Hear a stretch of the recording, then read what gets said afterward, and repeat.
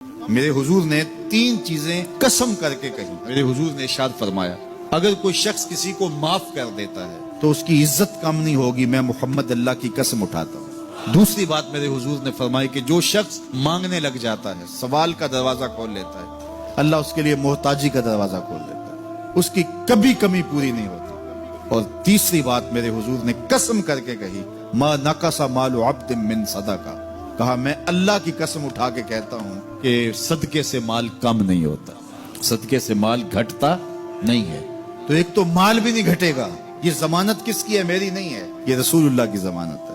ایک تو مال بھی کم نہیں ہوگا اور دوسرا یہ ہے کہ حب دولت ختم ہوگی. حضور علیہ السلام سے جب پوچھا گیا کہ حضور سب سے بڑا گناہ کون سا ہے, تو آقا کریم علیہ السلام نے فرمایا کہ سب سے بڑا گناہ یہ ہے کہ ان تجعل للہ ندن, کہ تو اللہ کے ساتھ کسی کو شریک ٹھہرائے. وہوا خالقک, حالانکہ اس نے تجھے پیدا کیا, تجھے تخلیق کیا, اور تو اس کا شریک بنا کے بیٹھ جائے, کہ یہ سب سے بڑا گناہ ہے. تو راوی نے عرض کی کل تو سما یو, حضور پھر اس کے بعد؟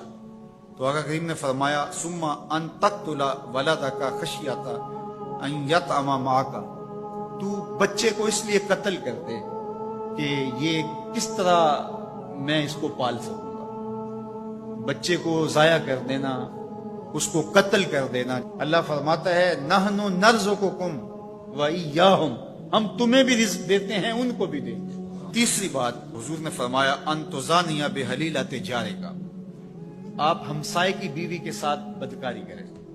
تو یہ بڑے گناہوں میں سے, ہمسایہ ماں جائے کی طرح ہوتا ہے, اس کی دیوار سانجھی ہوتی ہے, اس کی عزت سانجھی ہوتی ہے.